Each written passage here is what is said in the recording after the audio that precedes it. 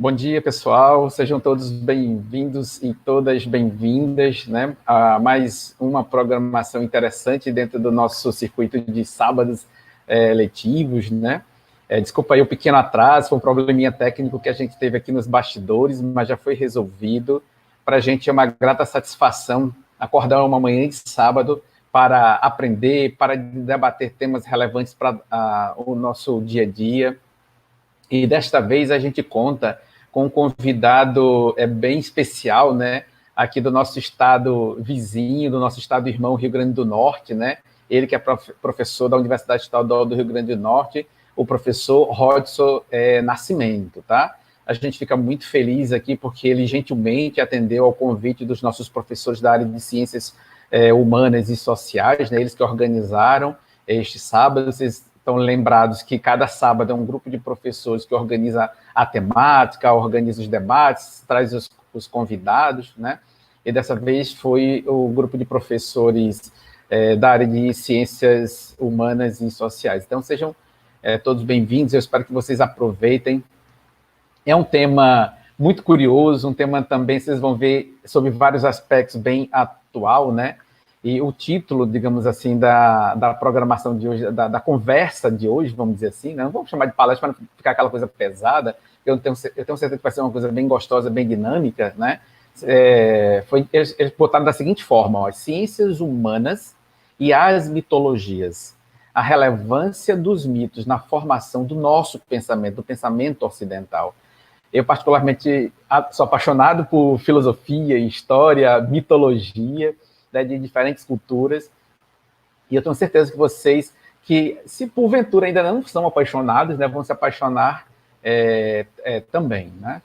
Há muito que aprender com base nessa temática, né? As raízes do pensamento ocidental a partir do recorte das mitologias, né? O professor Rodson, como eu falei, ele é professor da Universidade Estadual do Rio Grande do Norte. Ele é um educador com doutorado em educação, mestrado em ciências sociais, é especialista, vejam bem, em neuropsicopedagogia clínica. Isso é muito interessante. Dá uma outra roda de conversa, viu? Já se cita convidado.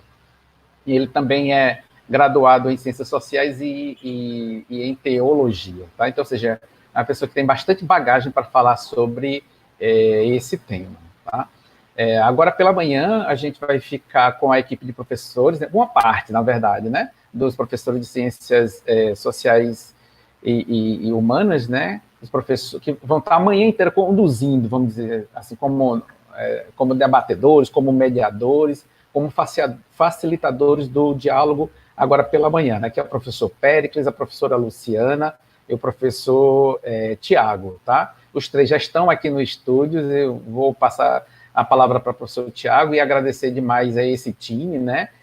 Tem mais professores, né? A gente podia citar aqui o professor Vitor também, né, que também trabalhou para a organização desse evento, mesmo que não esteja aqui no estúdio, tá? Então, a todos esses professores, ao professor Rodson, a gente agradece por programarem o que está posto para hoje pela manhã, certo? Em nome do nosso campus, em nome da direção do nosso campus, tá? Em nome da nossa equipe em sentido amplo e, claro, em nome dos nossos queridos alunos. Então, pessoal, aproveitem bastante, absorvam esses diálogos que o professor vai introduzir e depois podem fazer perguntas, podem participar, né, dando a sua opinião. Esse espaço ele é um espaço para a gente testar diferentes pontos de vista, né? Obviamente, a gente vai respeitar sempre o ponto de vista do outro, né? Como meu professor de metodologia no mestrado dizia, minha perspectiva é apenas a visão de um ponto, né? Ela não é a verdade, mas ela é algo a trazer para a gente poder construir uma verdade de fato libertadora, né? Mas, sobretudo, baseado no respeito aos diferentes pontos de vista. Então, passo a palavra ao professor Tiago, que ele vai, junto com a professora Luciana e o professor Péricles, conduzir hoje pela manhã. Aproveitem bastante e grande abraço a todos. Olá, gente. Bom dia a todo mundo. Agradeço as palavras do professor Ari, que fez a abertura desse sábado letivo.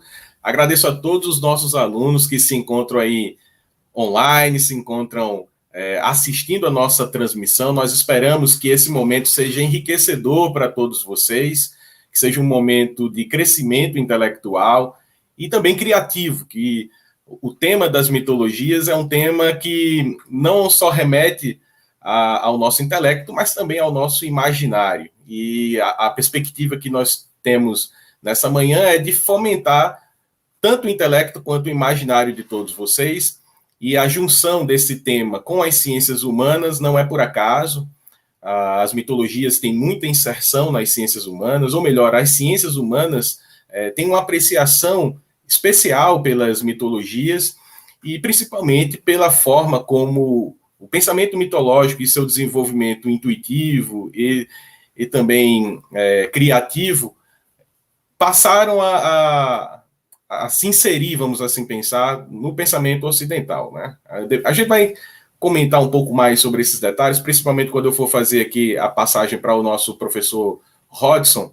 Hodgson é um grande amigo, vou apresentar ele novamente assim, em caráter mais pessoal. O professor Ari apresentou sua formação, mas eu vou depois fazer algumas considerações sobre a vida do professor Hodgson, pelo menos assim em termos pessoais. É um grande colega também, e já vamos ouvi-lo, mas antes disso, nós vamos ter uma apresentação da nossa aluna Lorena, que vai nos brindar com uma declamação poética que vai, na verdade, criar esse cenário, criar esse momento e vai inaugurar esse instante nos colocando diante das mitologias. Então, preste atenção aí que vocês vão gostar.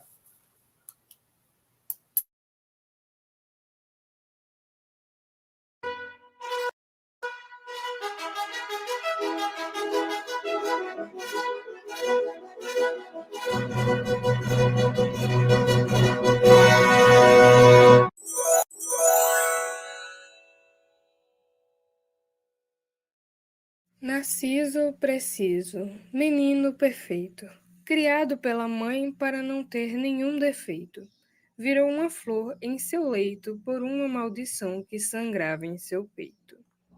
Sua imagem não largava, pelos cantos suspirava em constante lamentação. Se todos à minha volta se apaixonam, por que vivo sem consolação? Devia ser o espelho d'água que roubava sua atenção. Se amava tanto, mas de outros partiu o coração. Por isso, chorava e sussurrava, e esperava da água uma resposta, em vão. Amor não correspondido, que o mata e o afoga, o deixa sem chão. Por que você não me ama, se a ti me assemelho? Não me deixes nesse drama, por que não me quer espelho?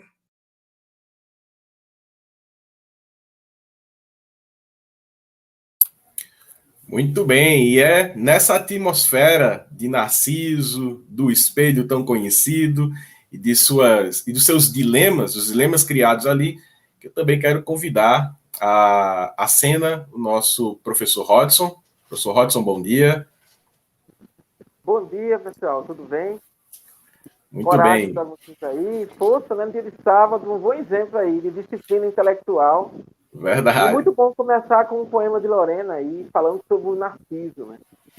Professor Hodgson, antes de mais nada... O narcisismo, né? Que é uma tendência muito contemporânea que a gente tem hoje, né? Muito bem, Professor vamos lá, Hodgson, vai ser uma boa viagem. Antes de mais nada, eu quero lhe agradecer por atender prontamente o nosso convite. Eu sei, talvez mais do que todos, por ser seu amigo, das suas inúmeras atividades, de como é cheia a sua agenda, mas tão logo eu fiz o convite, o senhor aceitou, e para mim é uma honra muito grande tê-lo aqui, de prestigiar esse momento no nosso campus.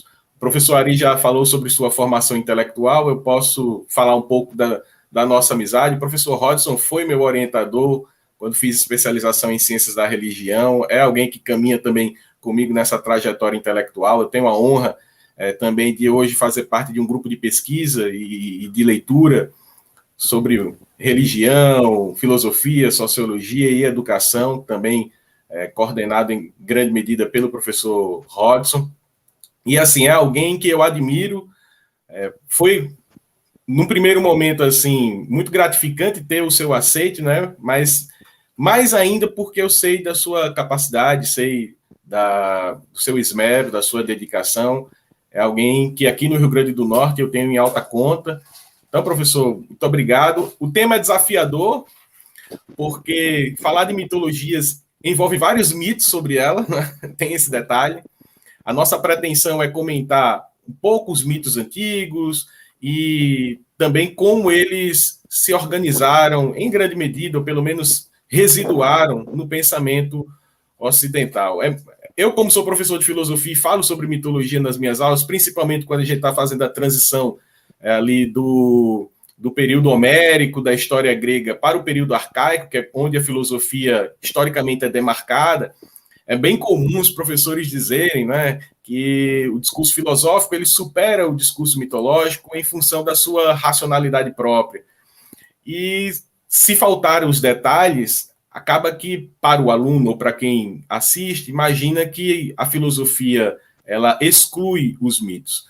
E eu tenho um cuidado, por exemplo, de nas minhas turmas considerar que na verdade o discurso mitológico, o discurso filosófico se tornará hegemônico como forma explicativa da realidade, é óbvio, até porque é dotado de uma racionalidade própria e que também tenta encontrar na natureza a sua melhor explicação, mas isso não quer dizer, por exemplo, a cessação ou a anulação dos mitos. Os mitos parecem ainda persistir, inclusive dentro de literatura filosófica, como a de Platão, entre outros, com outro caráter, obviamente, muito mais metafórico e elucidativo do que propriamente histórico-narrativo. Mas, mesmo assim, as mitologias elas persistem na história universal e vão se espraiando aí não só na filosofia, na sociologia, mas nas artes, na política, na sociedade. E eu acredito que o senhor tem uma grande contribuição a falar, porque conhece muito bem todas essas áreas. Por isso eu quero desejar bom dia e seja bem-vindo. É contigo agora. Muito obrigado. Em primeiro lugar, queria externar a alegria de estar com vocês aqui e um agradecimento especial para o professor Tiago dos Anjos, que tive a honra de ser orientador, né? Na verdade, já chegou com o trabalho pronto. A gente só fez fazer alguns ajustes, mas ele já tinha todas as ideias prontas. Dizer que para mim é uma alegria poder contribuir nessa manhã de sábado. A única coisa que eu lamento é não poder estar vendo vocês pessoalmente, não estar vendo o rosto dos alunos, né, para a gente ter o feedback de como é que vocês estão recebendo essa nossa conversa, essa nossa jornada pelo mito. Como Lorena já começou pelo poema, eu também vou começar pelo poema. Eu poderia começar de outra forma. Eu poderia começar definindo filosoficamente como é que é o mito. Eu poderia começar até mostrando gráficos. É possível trabalhar mito hoje com gráficos. Até com estatística computacional você pode trabalhar mito. Mas eu escolhi outra via. Eu escolhi a via do poema. E vocês vão saber já por que eu escolhi esse caminho. Há um filósofo alemão chamado Heidegger, Martin Heidegger, né, que ele diz que a linguagem é a morada do ser. Ele sabe lá o que ele queria dizer com isso, né? Heidegger, muitas vezes, ele é quase tão difícil quanto o Heráclito, o filósofo que ele gostava, né? Mas essa questão de que a linguagem é a morada do ser é importante, porque ela diz o seguinte: nós não temos acesso direto à realidade. Quando a gente vai estudar ciência, a gente tem esse choque. A gente acha que a ciência é a explicação pura da realidade. E não é. A ciência é uma interpretação da realidade. Então, a gente não tem um contato direto com o real. Esse contato com o real, ele é um contato mediado pela linguagem. Então, quanto mais a gente entender a linguagem, mais a gente vai entender a realidade. Os limites da minha linguagem são os limites do meu mundo. Essa é uma frase de um outro filósofo, né, do Wittgenstein. Quando eu entendo que existe mais de uma possibilidade de pensar a realidade, porque eu posso utilizar recursos diferentes de linguagem, a minha mente se amplia. Então, certamente a poesia, ela tem essa capacidade, porque ela é, por excelência, polissêmica. O poema ele tem mais de uma possibilidade, ele tem mais de um objetivo, ele tem mais de uma ação sobre quem o ouve. Então, eu vou pedir permissão à Lorena, que é a poeta aqui do grupo, e a outros poetas, para começar recitando um poema de um poeta que, para mim, é muito especial, que é o Fernando Pessoa, chamado Ulisses.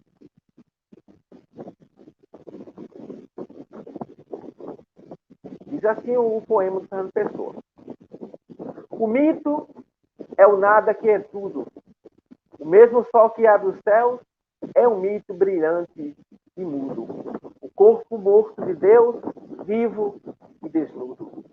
Este que aqui aportou foi por não ter existindo, sem existir não bastou. Por não ter vindo, foi vindo e nos criou. Assim a lenda se escorre a entrar na realidade e a fé quando ela decorre. Embaixo a vida, a metade de nada morre. O poema não é fácil de ser interpretado. Diante do poema, a gente tem que responder aquela pergunta da esfinge, né? Decifra-me ou te devorarei. O Fernando Pessoa é um poeta da old school. O que quer dizer isso? Ele não é um poeta que faz versos sobre os seus sentimentos particulares, sobre o fora que levou, sobre a ressaca que ele teve, a nota baixa que ele tirou, que é o tema que vai predominar na poesia aí, marginal dos anos 60 e 70. Não, o Fernando Pessoa é um poeta da old school. Mas é uma old school mesmo, uma velha escola que vai começar em Homero. Em Homero é que ele vai se espelhar em outros poetas. Então, o que o Fernando Pessoa quer fazer com esse poema? Esse poema dele, o Ulisses, é parte de um livro maior chamado Mensagem, escrito em 1930, são 44 poemas. Eu vou recitar outro poema dele também, mas esse poema, no final, esse poema Mensagem é muito importante. O Fernando Pessoa ele se inscreveu num concurso para ser escolhido o melhor poeta português do século. Né? E é engraçado, ele perdeu, né? Ele perdeu. O cara que ganhou o primeiro lugar, a gente nem sabe mais quem foi, mas todo mundo conhece o poema de Fernando Pessoa. Então, por que eu escolhi esse poema Ulisses? Porque o tema central do livro Mensagem é o mito. Na verdade, Mensagem é um poema épico. O que é uma literatura épica? Quem são as obras épicas da humanidade? Tem várias, mas vamos pegar duas para a gente poder refletir. Você tem, por exemplo, a Odisseia e a Ilíada, que são os épicos escritos por Homero, possivelmente, né? Porque o próprio Homero é um personagem mítico, vocês vão ver isso. E você tem, na língua portuguesa, você tem os Lusíadas, que é o poema épico da língua portuguesa escrito por Camões, por Camões. O que vai acontecer, na verdade, né? Você vai ter a intenção do Fernando Pessoa de recuperar essa tradição épica e, no século XX, quando Portugal está, digamos assim, iniciando a sua jornada na humanidade, Fernando Pessoa chama a atenção assim, qual é a mensagem que os mitos podem dar para o povo português? Esse é o tema central do livro Mensagem. E eu gostaria também de trazer essa mensagem para vocês hoje. O que é que o mito pode nos dar para nós que já passamos do século XX, estamos no início do século XXI, num curso que basicamente é um curso para formar a elite técnica do país, o que mensagem o mito nos traz? O poema do Ulisses Fernando Pessoa, ele tem uma outra característica importante. Ele sintetiza essa nossa palestra, essa nossa conversa. Porque no poema você tem ali vários elementos juntos. Você tem a relação entre o mito e a história, que é uma questão muito importante, muito séria do debate, no Ocidente, particularmente. Você tem a relação entre a razão e a imaginação. Você tem a relação entre o destino individual e o destino coletivo. E você tem a questão de como pensar o passado, o presente e o futuro de uma nação. Por isso o poema não é fácil. Um poema como Ulisses, ele é um poema hermético. O que quer dizer hermético? Hermético faz referência ao deus grego Hermes, que é o deus da mitologia, que é o deus responsável por trazer o sentido para as pessoas. Do quê? Da mensagem, de todas as mensagens, particularmente da mensagem dos deuses. Ele é aquele Deus que depois, né, ficou desempregado com a crise da Grécia e foi trabalhar ali na Hermes. Não sei se vocês chegaram a conhecer essa revista. É uma revista que vendia, né, quando não tinha essa técnica de a gente comprar pela internet, você comprava pela revista. E aí, o símbolo dessa revista era um deus, né, o deus Hermes, que tem as suas, no seu pé, ele tem umas asas. E ele é o Deus, na verdade, dos intérpretes, dos tradutores, né? Ele teria criado a música também, mas ele também é o Deus dos ladrões, no sentido de que o sentido é roubado e muitas vezes você não prestar atenção. Então é um texto hermético, ou seja, para você entender o Ulisses, você precisa fazer um esforço, você precisa ter uma cultura anterior. Essa cultura anterior, gente, é quem vai separar os meninos dos homens, ou as meninas das mulheres. O que quer dizer isso? O diferencial que você vai ter no nosso mundo é essa tradição, essa cultura filosófica, cultural, literária. Quem vai trazer isso para vocês são os cursos das humanidades. Então, você pode muito bem... será que eu não poderia dizer... Será que eu não posso fazer um curso técnico sem ver filosofia, sem ver história, sem ver geografia? Apesar que geografia, né, tem também uma parte física. Será que eu não posso fazer um curso sem ver literatura? Pode, você pode. Mas certamente o seu nível intelectual vai ser bem diferente de alguém que fez o curso técnico e tem esse conhecimento. Com esse conhecimento, você vai poder entender o poema Ulisses, você vai poder entender a mensagem do mito. Então, esse é o tema, esse é o desafio que eu coloco para vocês hoje. O que o mito quer nos dizer? O que ele quer nos falar? Bom, primeira coisa, o Fernando Pessoa, ele no mito, poema Ulisses, o próprio nome Ulisses já é um nome de um herói mítico, né? Ulisses na verdade, Odisseu. Então, ele está fazendo referência a uma tradição muito longa que começa na Grécia. Portugal é herdeiro dessa tradição. Portugal é herdeiro da Grécia, Portugal é herdeiro de Roma, da língua latina. O português na verdade, a última flor do laço, inculta e bela, e nós somos herdeiros de Portugal, somos herdeiros de tudo isso. Não só de Portugal, como também de outros povos, mas a cultura portuguesa moldou o nosso temperamento. Nós somos, na verdade, a maior nação falando da língua portuguesa. Então, esse poema tem muito a dizer para nós. A primeira coisa que eu chamaria a atenção é o seguinte: o que é o mito? O que é o mito? Então, como é que a gente vai discutir o mito? É interessante. Vamos pensar o seguinte: o mito, ele não... Se eu poderia simplesmente dizer para vocês o que é o mito, mas aí eu acho que não resolveria. O mito é como o sol. Né? O Fernando Pessoa usa essa expressão. O sol é visto como o mesmo sol que abre os céus, é um mito brilhante e mudo. Vamos lá. O que é o sol que abre os céus? O sol é o símbolo da luz. O símbolo da luz. Para você entender o poema de Fernando Pessoa, você tem que conhecer muito da literatura, e para você entender o mito, você tem que, digamos, ser iniciado. Por quê? A palavra mito, ela vem de uma palavra grega, tá aí, mitos, né? Vem de um verbo meien. A palavra mito significa narrativa. É uma história. Agora, é uma história com H ou uma história com E? É uma história ou uma história? A gente vai discutir isso durante a nossa palestra. Mas é uma narrativa. Ele conta algo que acontece no tempo. Que tempo é esse? Será que o tempo do mito é o tempo do historiador? Será que é o tempo do físico? Será que é o tempo cronológico do físico? Será que é o tempo histórico? Que tempo é esse que o mito está fazendo referência? Porque se é uma narrativa, tem tempo. O tempo do mito é um tempo próprio. É um tempo, como dizia o Michel Eliade, que é um dos maiores estudiosos do mito, é um homem dos mais sábios do século XX, falava mais de 8 idiomas, inclusive no idioma português. Ele dizia que o mito acontece num tempo fora do tempo. In nihil tempore. Portanto, o mito tem uma mensagem que é atemporal. Como é que isso é possível? Então, o mito é uma narrativa, mas também é uma mensagem. Uma mensagem que, para você ter acesso a ela, você precisa decifrá-la primeiro. O sentido do mito, ele não é inteiramente dado na sua narração. Ele exige que você, desafie você a uma interpretação mais profunda. E mito também, a raiz etimológica da palavra. Então, eu vejo que eu tenho uma influência, mais que eu não queira, meio heideggeriana, de buscar as origens etimológicas das palavras. O mito, meien, a raiz dessa palavra, vai gerar outras duas palavras. Místico e mistério. Porque meien é o verbo fechar. Particularmente, fechar os olhos. O que quer dizer fechar os olhos? Fechar os olhos para você voltar-se para si mesmo e buscar um conhecimento mais profundo. Um conhecimento que não seja dado somente pelos sentidos clássicos. Não é à toa que o principal mitólogo da Grécia, Heródoto, ele era cego.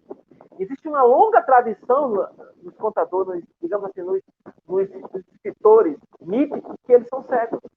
Como se, ao se tornar cego, ao não ver o que é mais visível, eles tivessem acesso a um conhecimento mais profundo. Na Índia, a gente chama que é o terceiro olho que se abre, né? Essa história toda, que é um outro mito para explicar o que eu estou dizendo para vocês. Então, o que é o mito? Vamos começar a dizer assim, o que o mito não é. O mito não é ciência. O mito não é filosofia. O mito não é religião. Embora a origem da ciência esteja associada aos mitos, e isso é uma coisa que muitos cientistas não sabem ou não querem saber. Os cientistas construíram mitos para negar a origem mítica. Um exemplo claro disso é Newton. Tá? Você tem um Newton que você estuda, por exemplo, na escola, nos livros de ensino médio, até na universidade, que é um mito, é um Newton mitológico. O Newton real era muito mais próximo ao mito, à alquimia, por exemplo, do que as pessoas imaginam. Você tem, por exemplo, a religião. A religião não é um mito, mas a linguagem religiosa é uma linguagem que faz uso do mito. Por quê? Porque a religião trabalha com coisas que não são materiais, são coisas que são polissêmicas. Tem mais de um sentido, são coisas que você não tem acesso diretamente por esse sentido. Então, ela faz uso do mito. Há religiões que são mais míticas e religiões que são menos míticas, mas o mito é parte da narrativa religiosa. E a filosofia? O professor Tiago já fez referência a isso. A filosofia não é mítica, mas a filosofia faz uso do mito. Na verdade, a transição entre o mito e a filosofia até hoje é discutida. Eu vou tangenciar um pouco essa discussão. O mito, agora isso que eu queria chamar a atenção para vocês. Durante muito tempo, a gente associou mito à mentira. Então, o mito é visto como um conto de fada, uma história, uma ilusão, uma falsidade, ou mesmo estupidez. O mito não é nada disso. Isso não quer dizer que não exista aspectos que sejam irreais no mito. Irreais não seria bem a palavra. Que não sejam factuais no mito.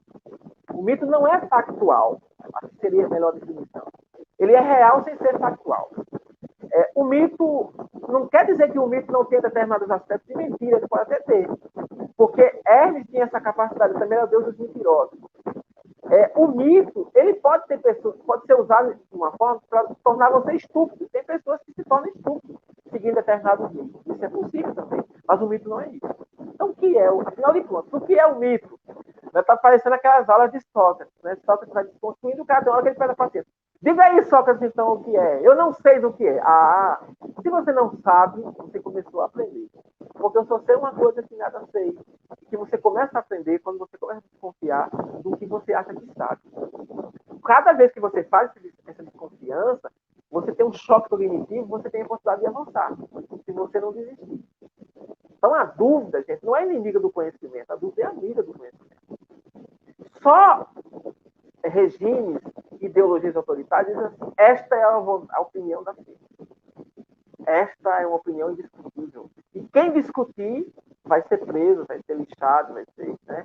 Não, gente. A possibilidade do conhecimento é uma possibilidade sempre de você superar a dúvida, mas não de negar a dúvida. A dúvida é parte da busca. Então, o que é, afinal de contas, mito? Então, eu vou dar a minha definição de mito para vocês. O mito é uma história exemplar. É uma história exemplar. Uma forma de nos motivar aqui, vem de mover, ou seja, levar você à ação, e de moldar o nosso comportamento individual e coletivo. Essa é a minha definição de mito. O mito é uma história exemplar que tem como função nos motivar à ação e moldar o nosso comportamento. O que mais a gente pode falar sobre o mito? O mito é a mais antiga forma de pensamento humano. Preste bem atenção nisso. Você vai ter sociedades que nem vão ter escrita. Tem uma colega aqui que vai provar isso para você. Há uma discussão enorme se essa sociedade tem ou não tem história. Eu posso garantir o seguinte: uma sociedade que tem escrito ou que não tem escrito são muito diferentes. Muito diferentes. A descoberta da escrita ela possibilitou um avanço de civilização e de cognição que é absurdo.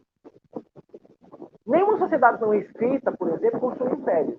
Nenhuma sociedade não escrita conseguiu construir civilizações. Tem cultura, mas não tem civilização. Pois bem, mas a escrita é muito recente. Tem várias sociedades que nem a gente discute se tem filosofia. Por exemplo, a sociedade indiana. É uma grande civilização, uma grande sociedade que está, inclusive, ressurgindo agora. Tem até um filme aí, né, O Tigre Branco, que o cara diz assim, o século XXI será o século da Ásia. O pessoal que discute geografia deve pensar isso. É uma sociedade que não tem uma filosofia como nós imaginamos, mas que tem um pensamento impulsionado pelos mitos. A Índia vive dos seus mitos, se alimenta dos seus mitos. Tanto dos mitos antigos quanto dos mitos recentes, como Gandhi, por exemplo. Mas não tem filosofia. Então, o que é a religião? Discute-se muito no meu campo sobre a ciência da religião, se, por exemplo, sociedades antigas têm religião. Se, por exemplo, se o confucionismo é uma religião ou não. O confucionismo é muito mais uma filosofia de vida que uma religião. Mas, olha, há um aspecto comum.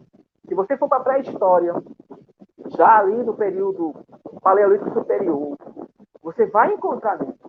O mito está presente quando o homem surge. Ele surge com uma linguagem mítica, com arte e com religião. Tudo junto. É o kit cognitivo da humanidade.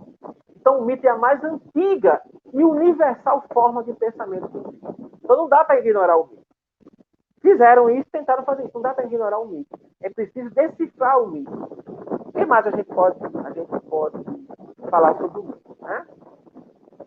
O mito, ele é importante não apenas para a religião, mas ele é importante também para as ciências humanas e sociais.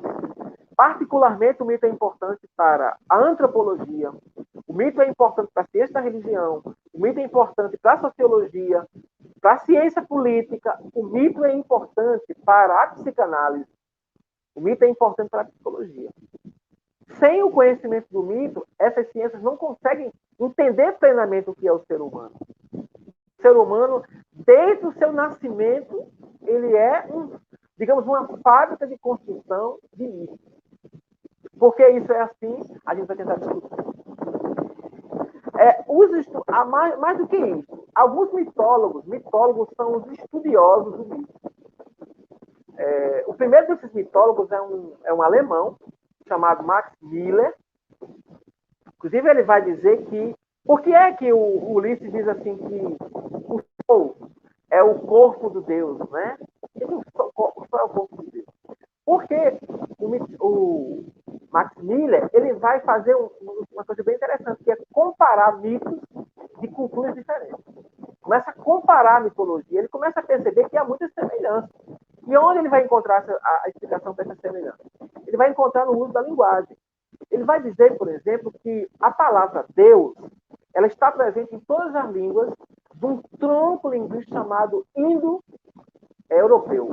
Que tronco linguístico é esse?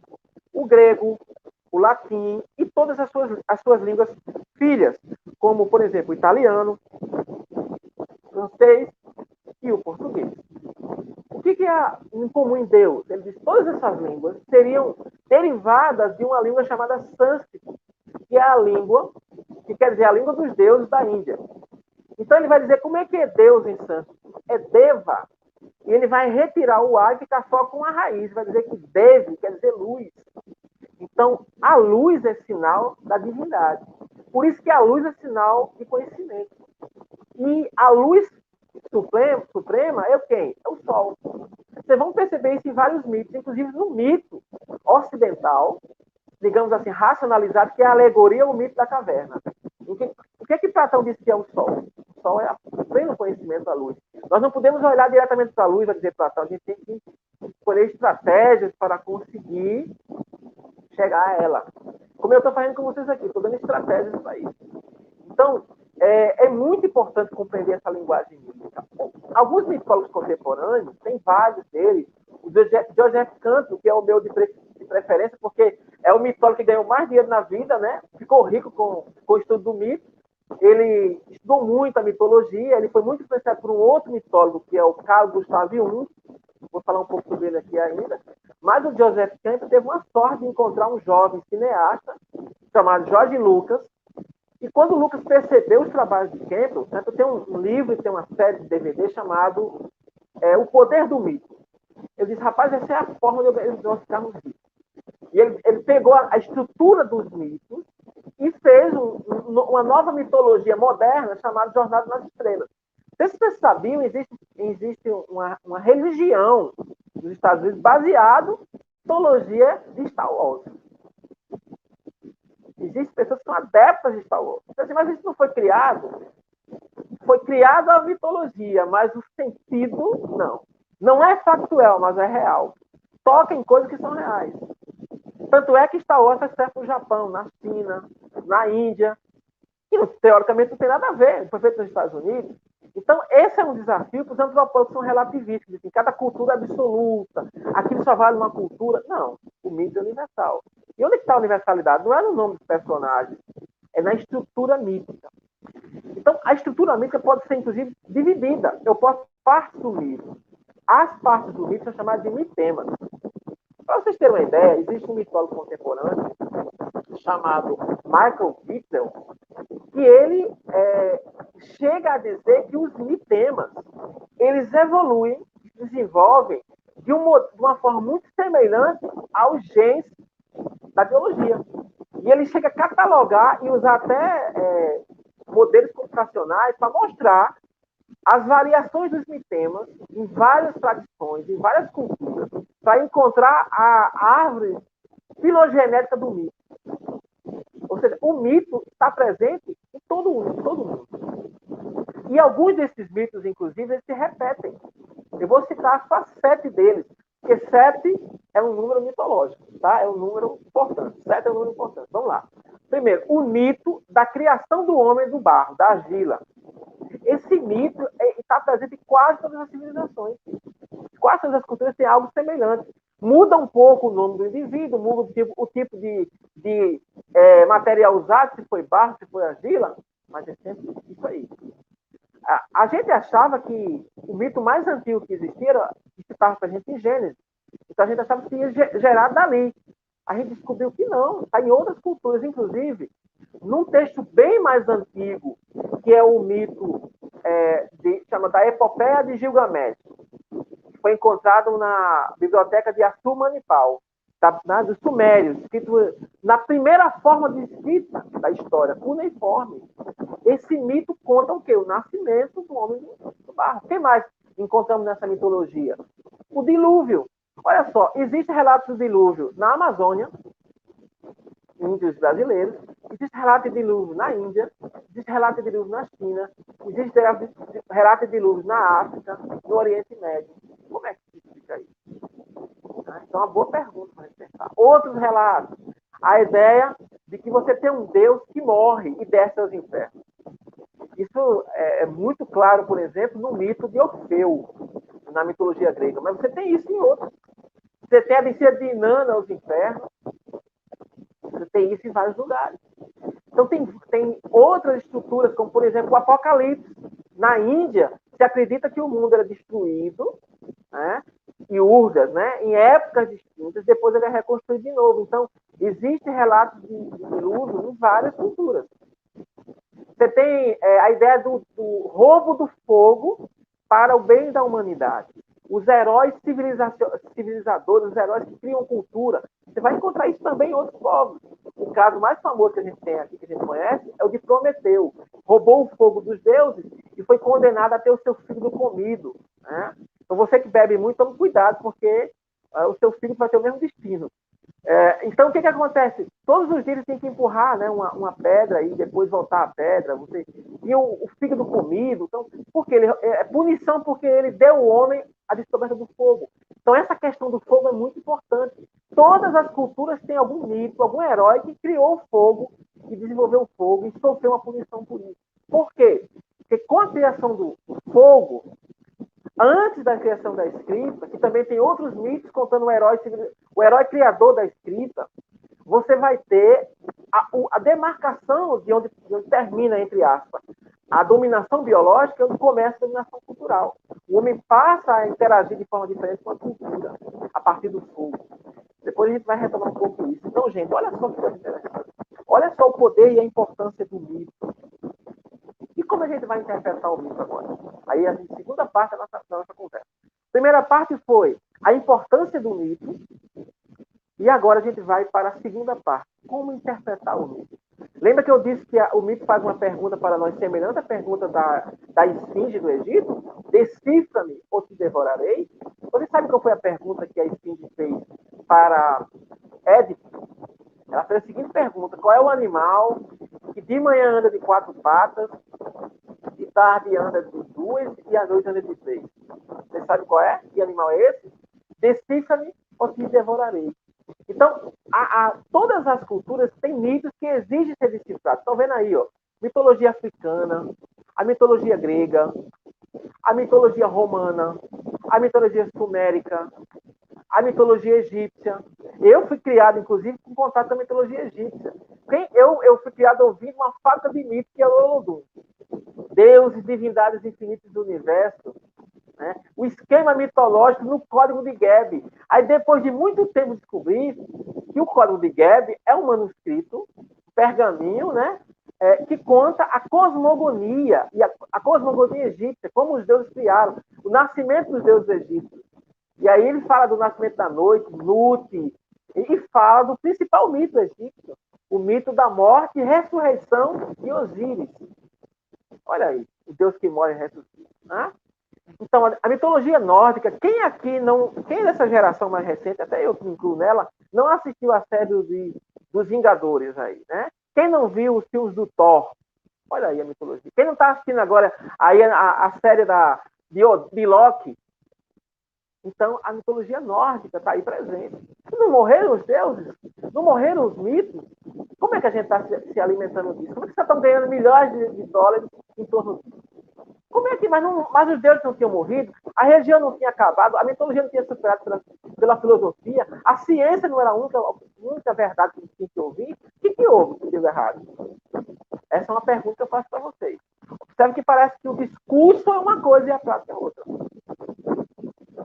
Então, olha que coisa interessante. O que mais, gente?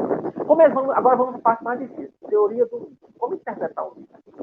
Eu vou oferecer agora algumas escolas interpretativas do mito. Em primeiro lugar, dizer o seguinte, que, exatamente, o pessoal está lembrando aí da mitologia, mas tem outros mitos que você não percebe, que também estão aí. Tá? Olha só, outros mitos modernos, mitos criados pela modernidade. O primeiro mito é o próprio mito da modernidade. Aí eu discussão minha. O iluminismo é um criador de mito. O mito da razão, que se autossustenta, que não precisa da imaginação, que não precisa da emoção, que não precisa da tradição, gente, é um mito. É um mito iluminista. Feito para ocupar o lugar de outros mitos. Mas vamos lá, a gente vai retomar esse tema. Olha só.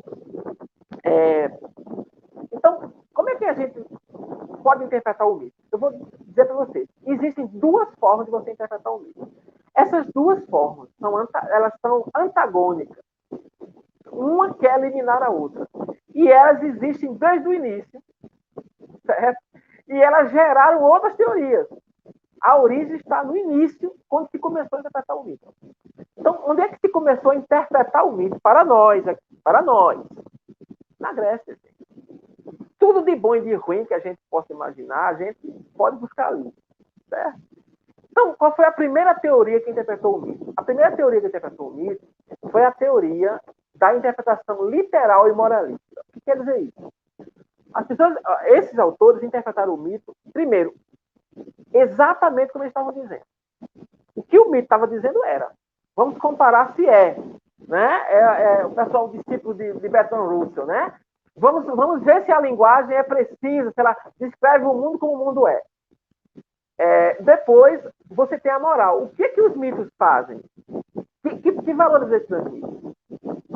Então, quem são esses dois autores que primeiro interpretam o mito? Não é cronológico, tá? Depois você vai perceber que eles vão voltar essa discussão. Não é que isso acabou lá, não. Começou lá. O primeiro desses autores é um cara chamado Xenófanes de Colofon. Xenófanes, gente, ele é famoso porque ele escreve um texto criticando a mitologia grega. Você vai dizer, e daí? E daí, gente, que a Grécia não existia sem a mitologia. Daí isso. As duas coisas que uniam a Grécia, não, as duas não. A única coisa que unia a Grécia era a mitologia. Tudo girava em torno da mitologia, porque as Olimpíadas eram feitas em homenagem a quem? Aos deuses do Olimpo. Os deuses do Olimpo. A Grécia nunca conseguiu se unificar como uma nação, como um Estado. Ah, isso era legal. Era legal, mas era frágil, porque está sendo dominada por outros países. Quando você tem um povo que não se une, que vive brigando entre si, uma eterna briga entre Esparta e Atenas, direita e esquerda, esse povo se fragiliza e é dominado por impérios externos. Essa é a história da Grécia. Uma briga fratricida entre irmãos. A única coisa que unia as cidades-estados, as polis, era a mitologia. Quando você questiona isso, você cria um problema muito sério. Então, Xenófanes, ele começou a questionar aquilo que era a origem da identidade grega. Porque o grande cara que unifica a Grécia no primeiro momento não é um general, não é um cientista, não é um filósofo. É um poeta. Homero. Todo grego conhecia as poesias de Homero, conhecia as façanhas de Aquiles, de Ulisses. Toda criança grega queria ser Aquiles, queria ser Ulisses. Mas Xenófanes, que é um dos primeiros filósofos da física, que a gente chama de pré-socráticos, né? Eles não gostariam desse nome, claro, né? Às vezes a gente chama as pessoas de coisas que elas não gostariam de ser, como a gente chama assim, idade média e idade das trevas. Ninguém que vivia naquela época queria ser isso, gente. Ninguém queria ser idade das trevas, nem era, na verdade, mas os inimigos que vieram depois disseram. Então, como as pessoas não achavam que esses filósofos não eram tão importantes assim, então eles são contados de Sócrates. A filosofia surge com Sócrates, eles são pré-socráticos, são quase filósofos. Não é verdade, eles são filósofos de fato. Então, demarcar a história é sempre tomada de posições, né? Então, Xenófanes, ele está nesse primeiro momento do nascimento da filosofia. Estou entrando aqui no terreno do Sotiac, que sabe muito mais que eu sobre isso. Então, Xenófanes vai fazer uma crítica teológica, gente. Observe, teológica. As pessoas dizem assim, eu não vou mais estudar teologia, até porque a teologia realmente que se ensina por aí, às vezes, não vale muito a pena. Mas pense, gente, não tem como você ter acesso a níveis intelectuais sem passar pela teologia. Não se iludam com isso. Tá? Não se iludam. Porque, cedo ou tarde, você vai tocar em temas teológicos. O Xenófanes, ele chega a dizer o seguinte, como é possível, gente, tenha esses deuses? Vocês conhecem a história de como esses deuses? Eles são estranhos demais, porque eles têm todos os vícios humanos. Xenófanes vai dizer que, na verdade, os deuses gregos, eles não eram reais. Eles eram somente projeções, alienações. Esse termo vai voltar depois. Não tem nada de novo aqui. A modernidade inventou não inventou coisa nenhuma. Não inventou coisa nenhuma. Quando você vai ver, por exemplo, Marx não descobriu nada, não descobriu coisa nenhuma. Marx era um filósofo que conhecia Heráclito, que conhecia Xenófanes e que foi muito influenciado por um teólogo alemão, né, chamado Ludwig Feuerbach. A essência do cristianismo. Ele diz o seguinte, o que são os deuses? São projeções dos desejos das fraquezas humanas. Então, eles não são de fato deuses. Eles são criações humanas. Xenófanes vai dizer assim, observe que os deuses egípcios parecem com os egípcios. E os deuses gregos parecem com os deuses. Os deuses nórdicos, ele não conhecia, mas se conheceria. Parecem com os nórdicos. Os deuses do candomblé parecem com os africanos. Por quê? Porque são projeções.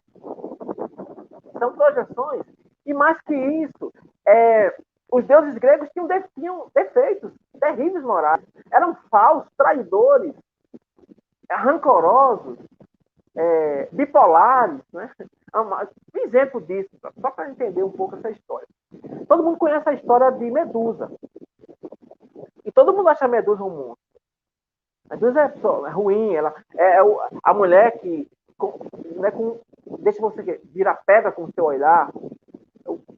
Pois bem, gente, mas tem um detalhe. Medusa é uma vítima dos deuses. Medusa é uma mulher bonita, uma mulher muito linda, tinha o sonho da maioria das mulheres ter uma escova permanente, uma chapinha que nunca desapareça, uma marroquina perfeita, enfim. Faria só uma vez e o cabeleireiro nunca mais precisaria fazer o cabelo, porque o cabelo de Medusa era lindo. O cabelo de Medusa era lindo. Morena linda, gatíssima. Só que Medusa era uma sacerdotisa de Atenas. Atenas, que é a deusa da razão, que a gente vai ver na mitologia, que não é tão assim, razão. Né? A deusa da razão. E aí, o que acontece? As pessoas começam a ir no templo de Atenas e começam a olhar mais para Medusa, para a irmã Medusa, do que para Atenas. Começam a dizer assim, nem Atenas é tão linda quanto Medusa. O que Atenas vai fazer, gente? Atenas é uma mulher. Então ela tem inveja de outra mulher. Não, professor, não diga que a mulher tem inveja de outra mulher, que é feio, que é irmandade. Aí decidam se é assim mesmo, né, gente? Se é desse jeito. Ela tem inveja de outra mulher e ela decide fazer o quê? Punir Medusa. E sem ter feito nada, ela transforma os cabelos de Medusa em serpente. E Medusa vira um monstro. Xenófobo vai dizer assim, isso está certo? Isso está certo? Isso pode, Galvão? Pode, Galvão, um negócio desse? Não pode, está errado. Esse mito é falso. Esse mito é falso. Esse mito é falso. Se os cavalos e os gatos e cachorros tivessem como escrever, tivessem como fazer mito, os seus deuses teriam cara de gatos, cavalos e cachorros. Parece que no Egito aconteceu algo parecido, né? Não é não, mas a gente está dando... Porque essa é uma questão engraçada. Quando o Hesíodo vai interpretar a mitologia grega, ele não consegue fazer essa discussão. Ele não teve uma aula conosco. Olha que coisa. Ele não teve essa aula que você está tendo. Hesíodo é o pai da história, não teve a aula que estão tendo.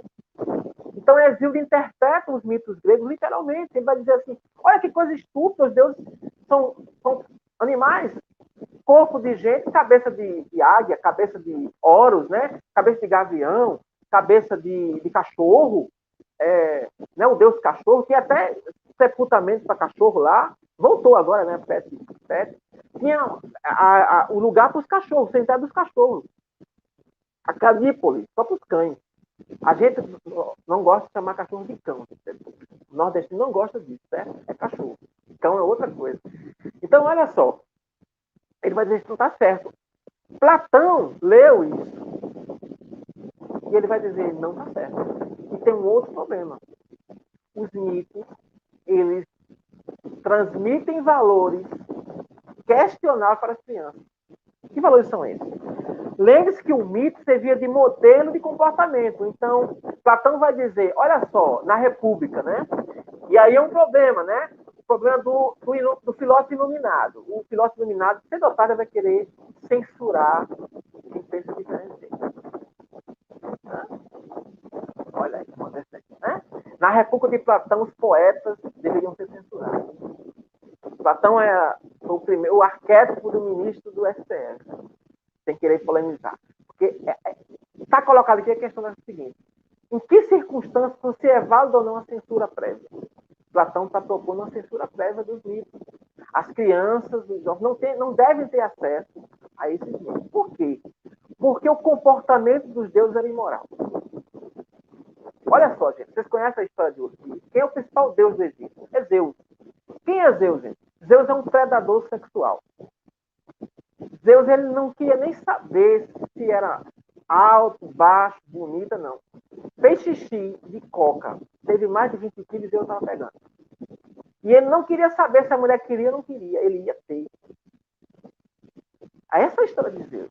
As artimanhas de Zeus, inclusive eu entrei aqui, tinha assim, o anfitrião está ali vendo. Eu lembrei anfitrião, o mito de anfitrião, vocês conhecem? Como é que nasceu, por exemplo, Hércules? Já viram? Deus fazia tudo, ele fazia tudo para ter quem ele quisesse. Principalmente as mulheres. Como bom grego, às vezes também ia um homem aqui e ali, mas Deus tinha mais preferência por mulheres. Então ele tem centenas de filhos que ele não assumia. Esses filhos são os semideuses, como é o caso de Ulisses, como é o caso de Hércules, ou Heráclides, né? Como é chamado em grego. Então Platão diz que isso é imoral. Olha como é que os gregos tratam, por exemplo, Éfaístos. Olha que sacanagem eles fazem. Só porque o bichinho é aleijado, eles humilham ele. Os deuses são canalhas. Então, como é que você pode se espelhar nisso, nessas histórias? Esses mitos são imorais. Vamos censurar esses mitos. Mas Platão, diferente de outras pessoas, Platão era suficientemente sábio para saber que não poderia construir uma sociedade sem mitos. Platão censura os mitos de Homero, mas ele vai criar os seus próprios mitos. E um desses mitos em particular, gente, deveria chamar a atenção da gente, porque é um mito sacana de Platão.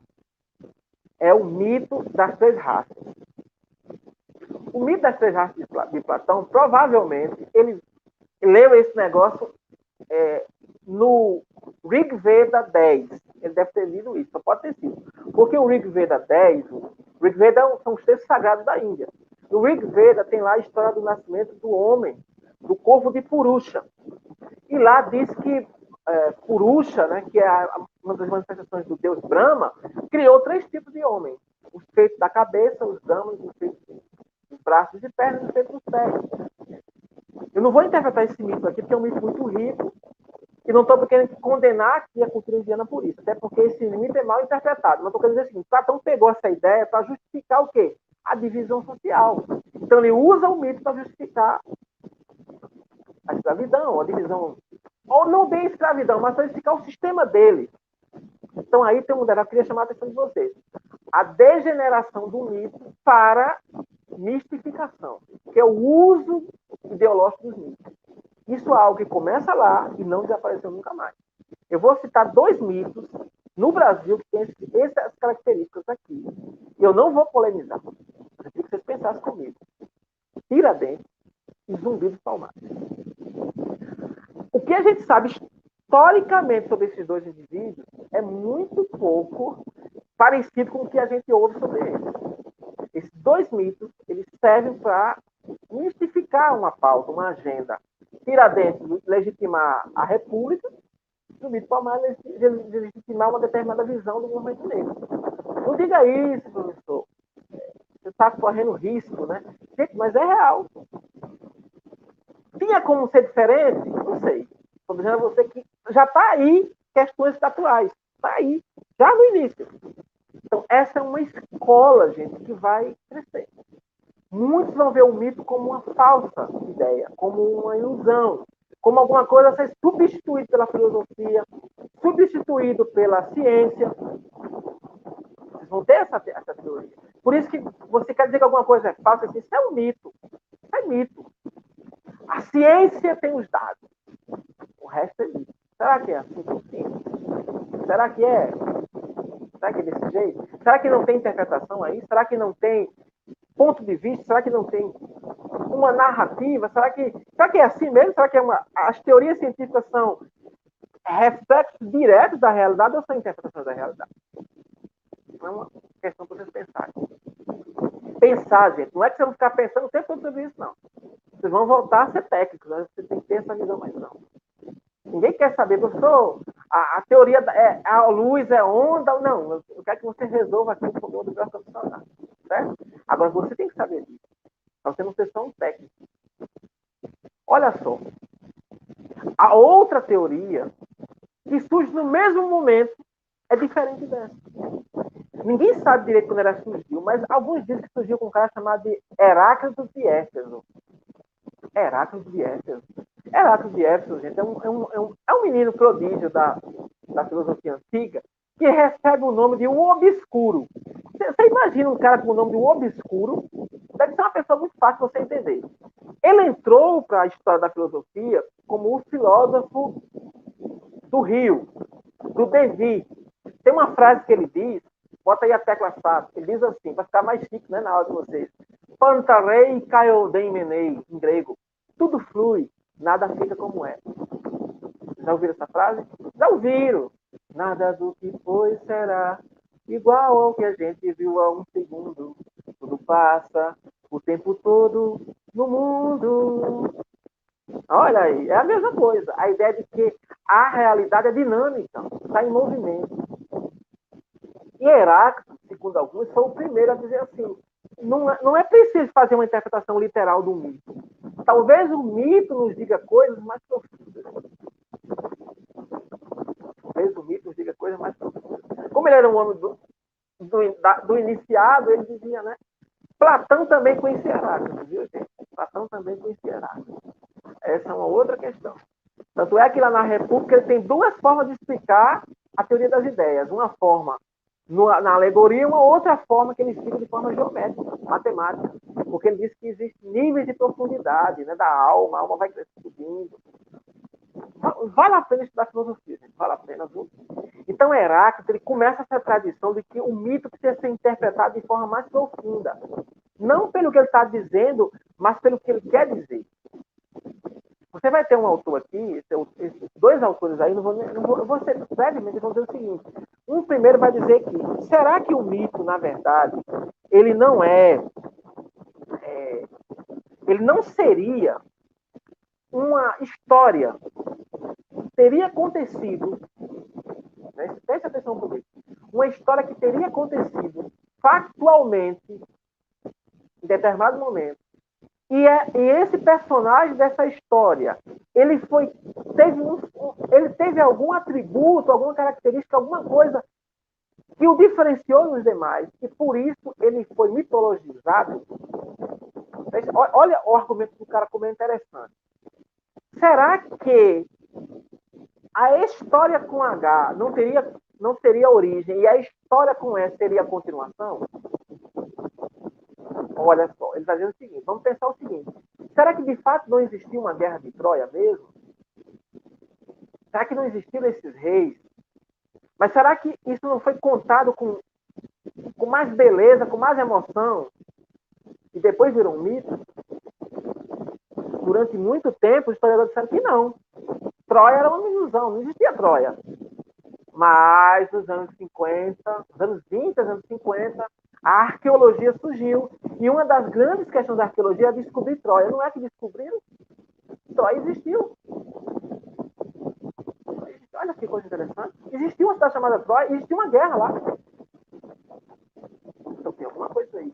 Quando a gente está estudando, por exemplo, a mitologia africana, será que não existiram aqueles reis? Né? Será que não teve um rei chamado Ogum, da tribo?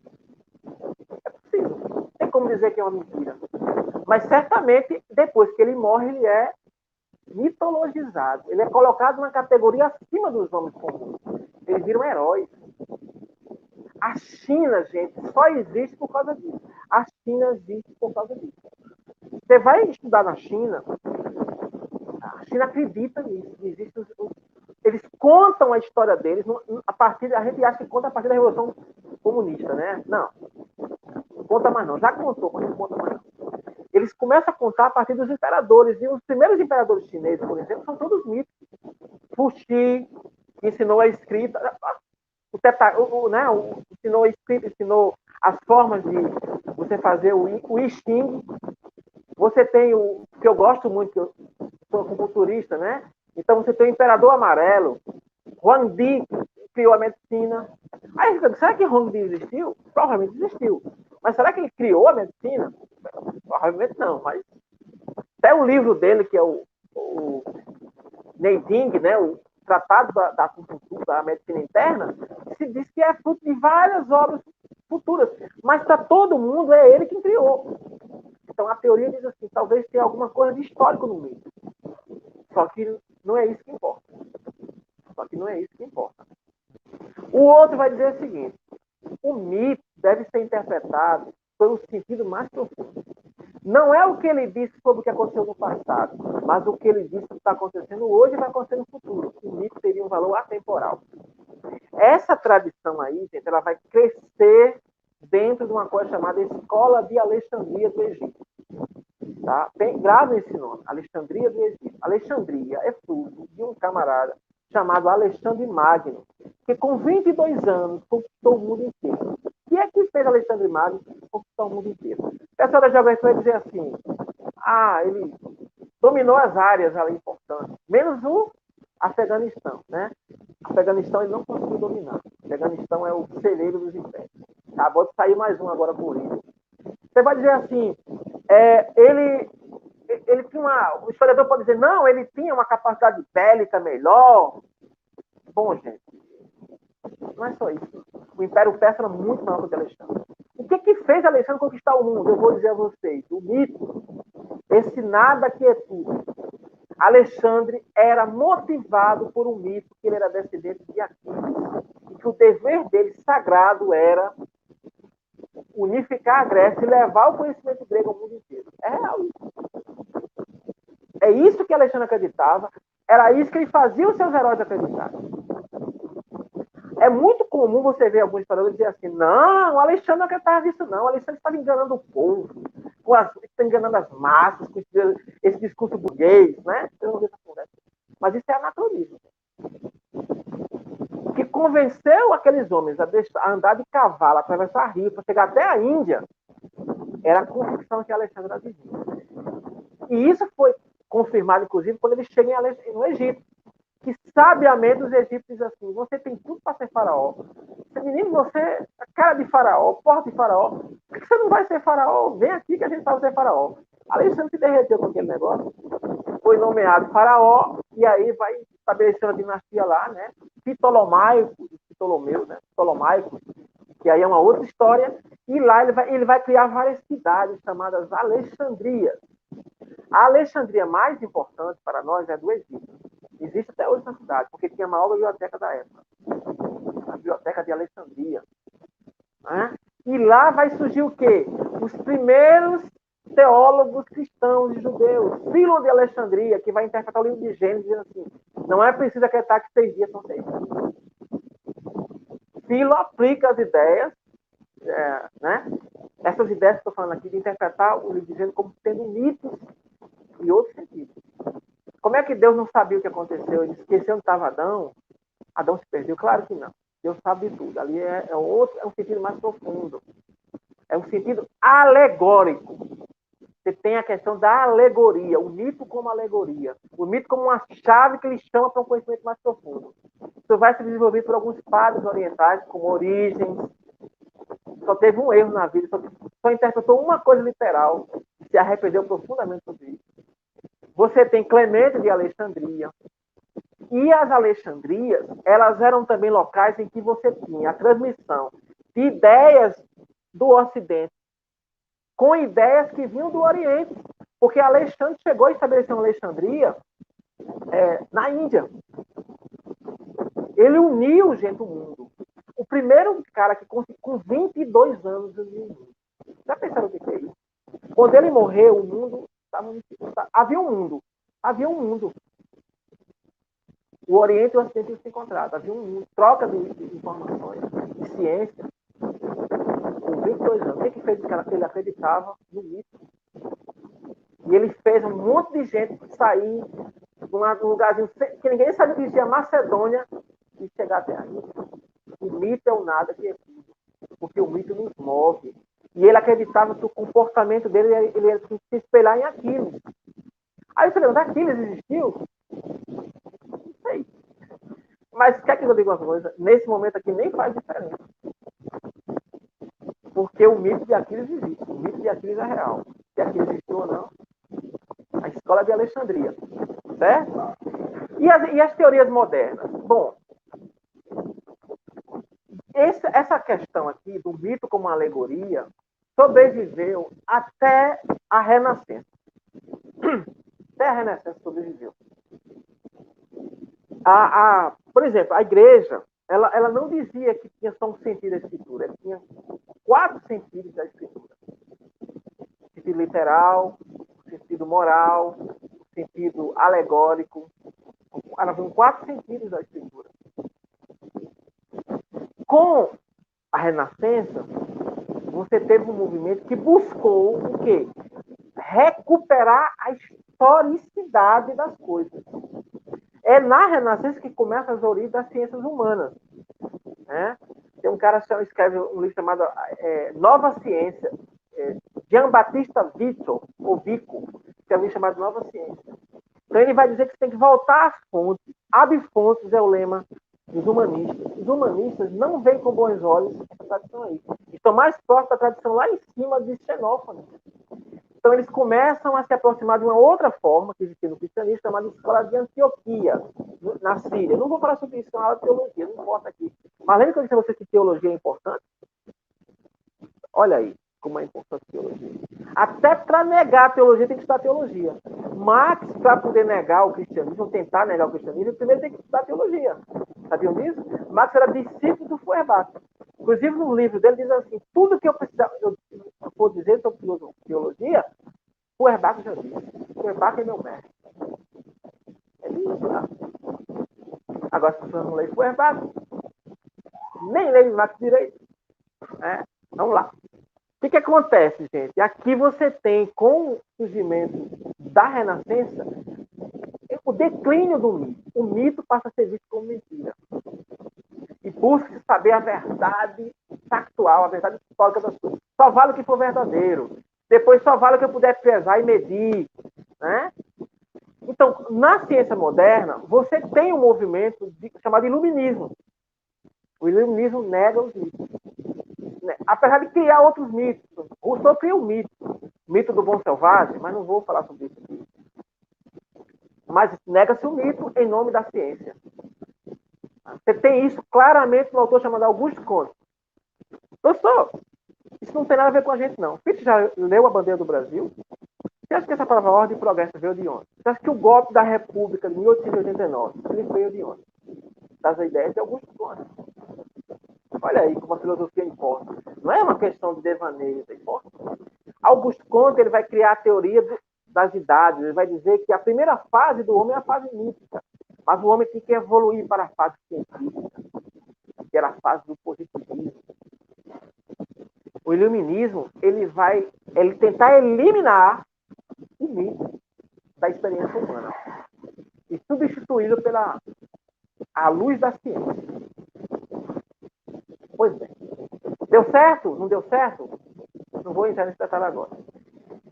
O iluminismo foi tão radical que criou uma reação, mas foi uma reação muito mais poética, que não conseguiu, digamos assim, conseguiu vencer o iluminismo. O nome dessa reação é romantismo. Romantismo alemão. Estou falando aqui de Hegel, Schelling. Né? Na teologia, estou falando aqui do pietismo, de Kant, mas não conseguiu. Não conseguiu, porque quem predominou mesmo foi o positivismo. Então, o que você vai ter? Você vai ter... Só vai ressurgir um mito no século XIX. Século XIX, com o imperialismo, você tem o reencontro com as grandes civilizações. É o momento que os alemães descobrem os índios, descobrem os arianos. Vai ter consequências trágicas nessa descoberta.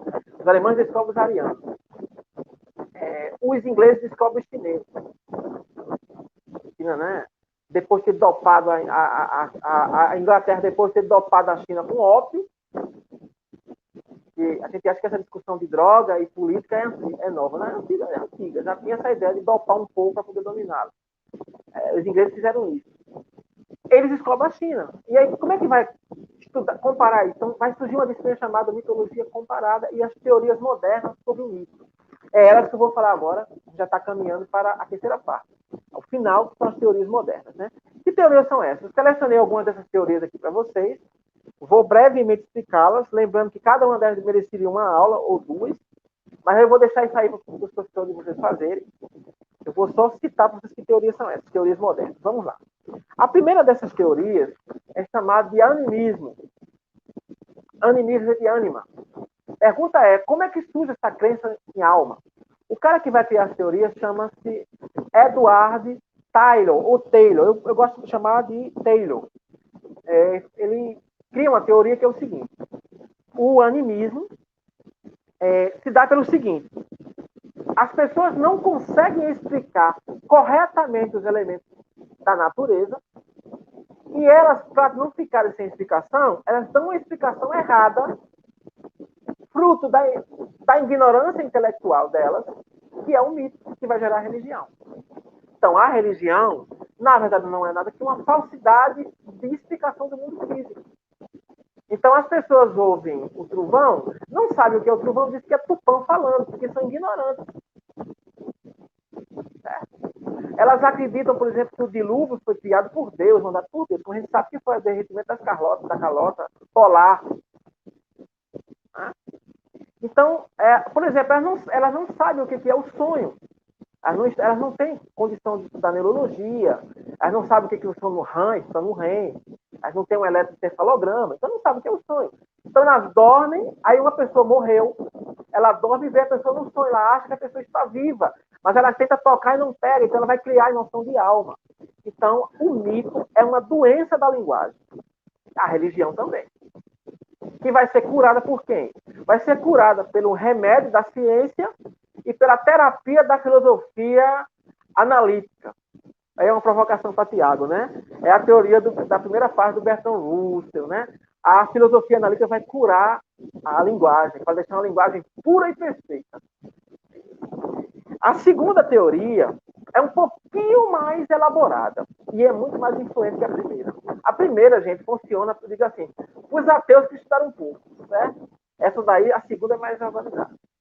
A segunda é a teoria do ritualismo. Ela é feita por um cara que eu acho ele genial. Porque ele é genial, assim, ele tem uma imaginação muito fértil, assim, e servia como um louco. O nome dele é Fraser. O James Fraser, ele escreve um livro chamado Ramo de Ouro. Não é um livro, gente, são 12 livros. 12 livros sobre mitos. Ele vai catalogar todos os mitos possíveis e imagináveis que existem. É um trabalho do cão. Então, quem acha que fazer ciências humanas é fácil, se inspire em Fraser. Não se inspire nos modernos, não. Vá para os antigos e veja o que Fraser fez. O trabalho monumental de catalogar mitos de toda a parte do mundo e tentar encontrar aspectos semelhantes. Fraser descobre que tem muitas semelhanças nos mitos. Qual é a explicação de Fraser? O mito, ele é realmente falso quando ele explica os detalhes, mas ele acerta quando ele explica o todo. Como assim? A principal função do mito é ritual. Não é explicar detalhes, mas é explicar a posição do grupo ou do indivíduo na natureza. Homem, que coisa complicada é essa? Aí eu de manhã cedo, vamos lá, eu vou dar um exemplo para vocês. Quem aqui gosta de festa de São João? A festa junina. Se é nordestino, já passou de uma. Né? Então, gente, a festa junina, inclusive, caracteriza a nossa identidade como nordestino. Confere? Correto? Mas, gente, será que as festas juninas, elas são, assim, só nossas? Será que os personagens que aparecem na festa junina nossa, por exemplo, Santo Antônio, Santo Antônio é o quê? O santo casamenteiro. Será que esses elementos dessas festas, eles surgiram em Portugal, no catolicismo, ou eles são elementos muito mais antigos? Ele vai dizer, são muito mais antigos. Eles são pré-históricos. Estão espalhados em várias partes do mundo, em sociedades agrárias. Então, a festa junina não é outra coisa senão uma festa que dá um sentido para a colheita, para as estações do ano. Dá uma explicação geográfica e cultural de forma poética. Por isso que está associada à fertilidade, ao culto de fertilidade. Por isso que em toda festa junina você tem uma tendência a querer casar, namorar, adivinhação sobre o futuro, casamento. O casamento, aquilo ali não é por acaso. Símbolos fálicos, os freudianos vão dizer, né? Mas, assim, ele vai dar uma explicação funcional, entre aspas, mas muito mais ritual os mitos. Ele vai dizer que existem padrões de mitos que se repetem. A terceira explicação que a gente vai ter é a explicação do funcionalismo. Essa explicação é de um cara que eu acho ele genial também, Bronislaw Malinowski. O nome dele é Malinowski, é um gênio.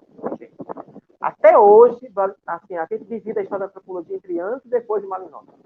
A MDM, porque ele inventa o método etnográfico, que é o método que os antropólogos usam para estudar culturas diferentes. Mas nós somos gênios, realmente. Eu acho ele um gênio. Primeiro que ele se tornou antropólogo para relaxar. Já pensou o que é isso? Ele estava fazendo doutorado em matemática em Cambridge, é puxado doutorado em matemática em Cambridge. Então ele teve que a gente chamaria aqui uma crise mental. Ele doidou, né? Desmaiou, não sei o que foi que houve, os detalhes a gente não sabe. Sei que ele teve um problema lá, foi procurar um psiquiatra. O psiquiatra disse, meu amigo, você tem matemática demais na cabeça. Vai relaxar, vai ler uma coisa aí mais leve. Aí ele, Não, romance eu não vou ler, não. Vou ler esse negócio aqui. Aí pegou o Ramo de Ouro de Fraser, 12 volumes. Quando ele chegou na metade do livro, ele disse assim: eu não quero mais ser matemática, eu quero ser antropólogo. E vou-me embora para Malinésia, que é um lugar bem longe que tem. Vou morar com um nativo. O cara é meio doidinho da cabeça. Tá? E lá ele vai perceber o seguinte, que dentro da cultura da Malinésia, da Polinésia, o mito fazia todo sentido. Olha que interessante. Ele disse, se pegar esse mito e levar ele lá para a Inglaterra, vão sorrir dele, vão dizer que ele não tem sentido. Mas aqui ele faz todo sentido. Ele dá uma explicação, ele estrutura a sociedade. Então ele vai dizer que a função do mito é estruturar a sociedade. Como assim? Nós não somos seres apenas biológicos, nem apenas econômicos, muito menos só racionais. Nós somos seres biopsicossociais. Então, nós precisamos de ritos para dizer quem nós somos para nós mesmos e dizer para os outros que nós somos. Sem esses ritos, sem esses mitos, nós ficamos doidinhos e viramos um caos. Porque nós não somos mais guiados somente pelos instintos. Então, nós precisamos dos ritos para ordenar os nossos instintos, as nossas privates, as nossas pulsões. Vou usar uma linguagem mais chique aí, né? Mais freudiana clássica. Olha só. Temos que ter rito de passagem para dizer quando você deixou de ser criança, ora coisa. Cresça, meu amigo. Você não é mais um bebê. Nas sociedades da Polinésia, esses ritos são muito claros. Olha, a partir de agora você não é mais criança. Haja como homem, haja como mulher. Assuma a responsabilidade. No Ocidente não temos isso. Porque a psicologia, a sociologia não tem capacidade de normatizar nada. Então, o que acontece? O indivíduo está com 40 anos, é um adolescente. As mulheres devem saber o que é isso. Homem com 40 anos é um adolescente. Não sabe o que é. Não é incapaz de assumir uma responsabilidade. O que é isso, gente? A falta dos ritos. Cadê os ritos? Cadê os ritos que marcam o fim da puberdade? Cadê os ritos que dizem o que você tem que ser a partir da sua função? A gente tem ainda resquício desses ritos, que são as cerimônias. Por exemplo, vocês vão passar esse curso aqui todo. Vocês vão estudar, né, fazer trabalho, estágio. Aí vão dizer para vocês assim, basta você fazer tudo isso, manter o IRA elevado, o IRA, né?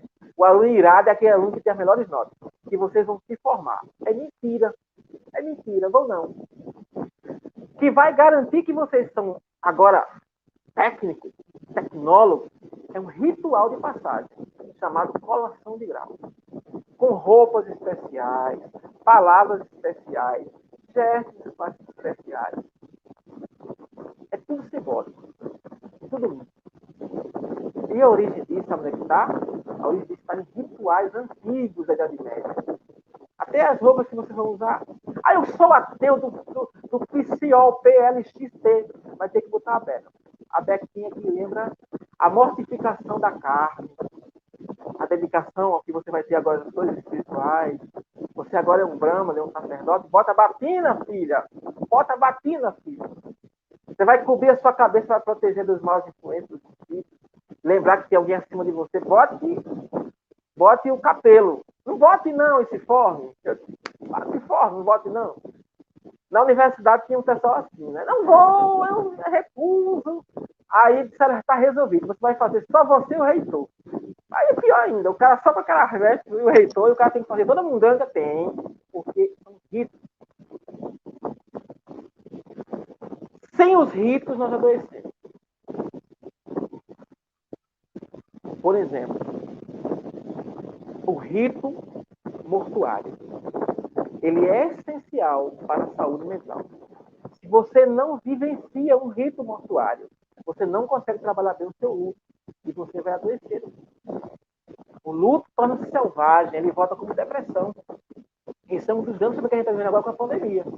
Pessoas foram impedidas de chorar no seu morto. De passar por um ritual que diga que simbolicamente ele não está mais entre nós. E aí fica, está morto, está vivo. Olha aí.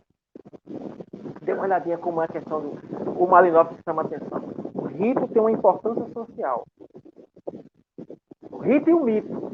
porque ele diz que os dois são inseparáveis. O rito é a manifestação material do mito, que é cognitivo. Duas outras interpretações para terminar e a gente poder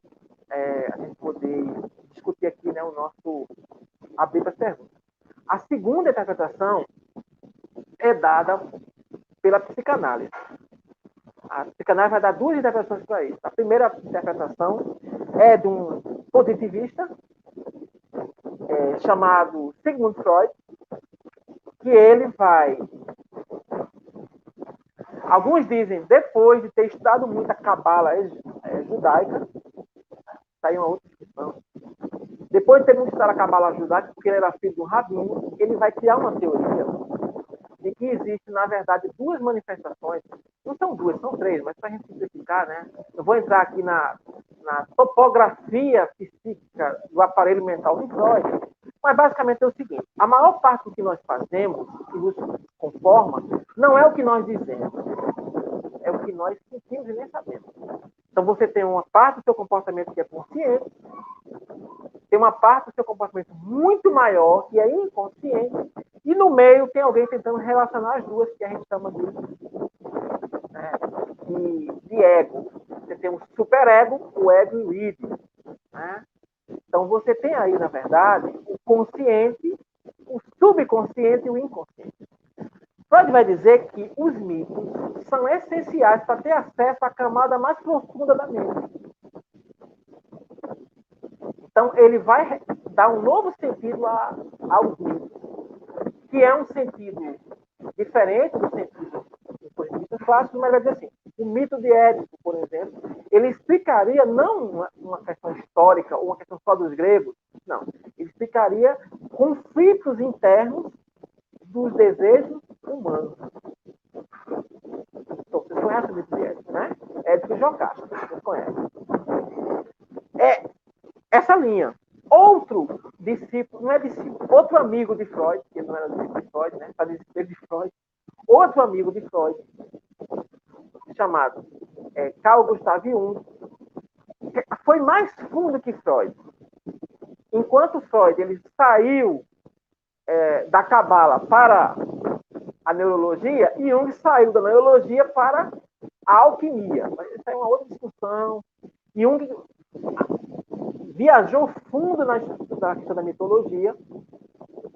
Inclusive, assim, ele chegou a aprender chinês para traduzir o I Ching. E ele chegou à conclusão que Freud estava parcialmente certo. Também que Freud tinha sido muito superficial. A estrutura mítica não era só a estrutura individual. A estrutura mítica era ela universal, mas era ela coletiva. Existia uma coisa que Jung chama de o inconsciente coletivo. E para acessar esse inconsciente coletivo, gente, é preciso muito estudo. Por isso que nós não temos muitos psicanalistas junguianos, porque acaba não ter paciência. Porque você tem que ter pelo menos umas 3 formações diferentes. Uma formação em medicina, uma formação em história e uma formação em mitologia. Para você começar a conversar o negócio. Mas, basicamente, Jung diz o seguinte: há uma estrutura inconsciente universal, que você tem acesso a ela por meio dos mitos. Tá? Isso faz com que você tenha, por exemplo, você possa sim, ter afinidade por aspectos de uma cultura que não tem nada a ver com a sua. Isso aqui é a grande sacada de Jung. Observe. Eu gosto muito da cultura chinesa. Eu não tenho afinidade com a cultura chinesa culturalmente. Eu gosto. Por quê? Jung vai dizer, porque a estrutura do mito ela não é uma coisa fruta do acaso, das questões históricas, das questões sociológicas ou da criatividade daquele povo. Tudo isso é real. Tudo isso existe. Mas não é o essencial. A estrutura do mito ela reflete uma estrutura mental da espécie humana. A nossa mente seria uma mente estruturada para dar conta do mito. Então, isso aí vai gerar depois uma outra escola que é chamada mitologia cognitivista. Eu não vou tocar nesse ponto agora, mas é muito legal. Tem um livro chamado A Origem da mente, da cultura e da religião, que é um arqueólogo neurocientista. Por isso que eu fiz neurociência para entender essa história, tá? Mas, assim, basta dizer que quanto mais você lê histórias, quanto mais você vê imagens, mais o seu cérebro se desenvolve. Não é fazendo cálculo de matemática, não. Fazendo cálculo de matemática é a posteriori. No primeiro momento, o seu cérebro ele foi construído evolutivamente para você contar histórias e ouvir histórias.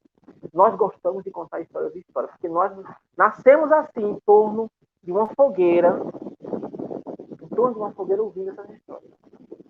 E a nossa mente consegue identificar a jornada do herói, que é o tema do Joseph Campbell. Ele ganhou muito dinheiro com essa história. Olha que você pode ganhar muito dinheiro com seres humanos, viu? Se você souber, você ganha. Né? A história de que você tem que ser miserável não é real, não. Isso é um mito. Finalmente, eu falei aqui, né, do estudo mental cognitiva, porque você tem também o Claude Lévi-Strauss, né, que faz algo parecido, mas, de certa forma, são essas teorias sobre o mito que nós temos. Para concluir, queria terminar com um poema. Comecei com um poema, quero terminar com um poema do mesmo poeta que eu gosto, Fernando Pessoa, chamado Mar Português. Ó mar salgado, quanto do teu sal são lágrimas de Portugal. Por ti cruzarmos, quantas mães choraram, quantos filhos em vão rezaram, quantas noivas ficaram por casar. Para que fosses nossos, ó mar, valeu a pena? Tudo vale a pena se a alma não é pequena. Obrigado.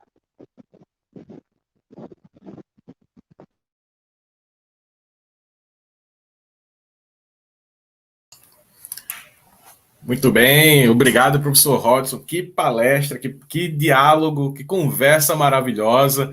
Nossos alunos aqui estão empolvorosos aqui no chat. Eu não sei se deu para você acompanhar durante a exposição. Ao passo também que os professores, nós estamos aqui dialogando. Temos algumas perguntas. Tá informando, é bom. O objetivo do mito é mover. Exatamente. É mover, né? Bom, nós temos algumas perguntas, alguns questionamentos aqui. Em função do tempo, a gente precisaria ser um pouco mais exíguo nas respostas, mas eu queria também aqui acrescentar alguns professores à cena. Eu queria convidar a professora Luciana, o professor Péricles. Oi, pessoal, bom dia. Obrigada pela presença de todos. Parabéns ao professor Hodgson. Obrigado, professor. Né, essa relação entre mito e história é complexa, né? Desde Exildo, né? Desde Exildo. Né? É complexa e ela virou Heródoto poema recentemente. Também. Desde Heródoto também. Heródoto, né? Quando ele interpreta os mitos egípcios, né? Exatamente. Aqui conosco também. Hodgson. Oi. Antes de mais nada. Era só para parabenizá-lo. Sim. Não, fale, pode falar. Não, pode prosseguir, depois a gente fala ali sobre os poemas. A professora Luciana, nossa professora de História, aqui temos o nosso professor Vitor, que é o professor de Sociologia do nosso campus. Cadê o Péricles? Tem que chamar o Péricles também, né? Que é o de Geografia, que o senhor conhece aqui nos bastidores, né? Professor Hodgson, temos algumas perguntinhas aqui, como eu falei para o senhor, né? A gente vai precisar de um pouco... bem mais objetividade, sim, por conta do horário. Mas, vamos lá. Temos uma... O Matheus, ele pergunta qual seria a diferença entre mito e parábola, e tem até um acréscimo a essa pergunta que é colocada. Qual seria a diferença entre mito, parábola e alegoria? Olha, isso é uma boa pergunta, né? Na verdade, para alguns não há muita diferença entre mito e alegoria. O Platão entende que a estrutura mítica é alegórica, por isso que ele achava que podia substituir as alegorias gregas que seriam impuras por alegorias filosóficas, né? O que há em comum é que é uma estrutura narrativa, em que as coisas são mais do que elas estão dizendo. Basicamente é isso. Essa é a tese. Se você seguir a escola que eu estou propondo, né, que é a escola alegórica, então você tem uma narrativa, tem o tempo envolvido, e você tem aspectos que eles são mais do que estão dizendo. A parábola é algo semelhante que você vai ter uma espécie de alegoria da cultura judaica. Teria que fazer um estudo. Tem estudos específicos sobre isso, gente. Eu confesso que nesse momento não tenho nem como adentrar, mas tem autores, por exemplo, que vou dar o nome do autor agora, meu Deus. E ele tem um texto que ele faz um estudo de todas as alegorias, e aí eles têm uma teoria, tem a teoria da alegoria, né? Comparações das alegorias. Por exemplo, vamos pegar o caso, para a gente ver essa questão das semelhanças mais do que das diferenças. As diferenças precisariam ter uma aula diferente. Vamos lá. Todo mundo conhece, dizem, né, que é a história do bom samaritano. Está no Evangelho. Né? Pronto. O bom samaritano é uma alegoria. Não é um mito, porque no bom samaritano você não tem nenhum elemento ali extraordinário. Mas é uma alegoria. Por que é uma alegoria? Porque é provável que nunca tenha existido o bom samaritano, aquela pessoa. Aquela pessoa real, ela não existiu. Ou se existiu ou não faz diferença. Porque o importante não é se a pessoa existiu ou não é se os dados precisos, a distância sejam precisos. Não, o importante é o seguinte, é a mensagem. Qual é a mensagem da alegoria? Que você deve ajudar o próximo. Qualquer pessoa entende isso quando vê aquela história. É uma alegoria nesse sentido. Não está preocupado com os detalhes históricos precisos. Não é? E não é um mito porque você não tem nada extraordinário. Não teve anjo ali, não teve animal falando. É uma pessoa real, mas você se identifica. Porque qual é o objetivo daquela parábola? Sejam assim. Sejam desse jeito como ele foi. Ele chama você a um comportamento, a um padrão de comportamento. Sigam o bom samaritano e não sigam os sacerdotes que na pressa deixaram a pessoa doente. Não sigam as pessoas que bateram no samaritano, que é o excluído da sociedade, é o que ninguém queria nada com ele. Então, a mensagem é muito forte. E assim, agora a interpretação dela, né? Então, tem outras parábolas, digamos assim, que a interpretação é bem mais difícil. Que às vezes, inclusive, confunde os discípulos. Isso também existe nos mitos. Tem mitos que confundem, né? Os mitos, eles têm uma estrutura que não é uma estrutura racional clara. Às vezes, eles têm o que a gente chama de coincidência opositória. Duas verdades que chocam. Por isso que, para o iluminismo, era muito ruim trabalhar com os mitos. Era melhor tirar e ficar só com coisas que fossem claras, apolíneas, né? Para usar uma expressão nietzschiana, apolíneas, né? Fossem só luz. Como se os seres humanos não fossem contraditórios também, eles não tivessem conflitos internos, né? E tem. O ser humano não é totalmente bom e totalmente mal. Nenhuma sociedade é totalmente boa ou mal. Nenhuma classe é totalmente boa ou mal. Nenhuma raça é totalmente boa ou mal. Essas simplificações, elas são míticas. Porque a raça ariana só tem virtude. Será? A gente sabe hoje que não. Aí agora vai dizer que os alemães só têm maldade porque foram, né, caíram no nazismo? Não. Então, eu acho que tem esses elementos aí. Tem uma outra pergunta aqui muito interessante também, que é da Maria Eduarda. Ela, na verdade, ela fez duas perguntas, eu vou colocar numa só, que diz o seguinte: como associar o mito à verdade, o mito da verdade, e como o mito existe no século XXI? Eu acho que a ideia seria como relacionar mito e verdade, ou se é possível relacionar mito e verdade, e como o mito ele é visto no nosso século, né?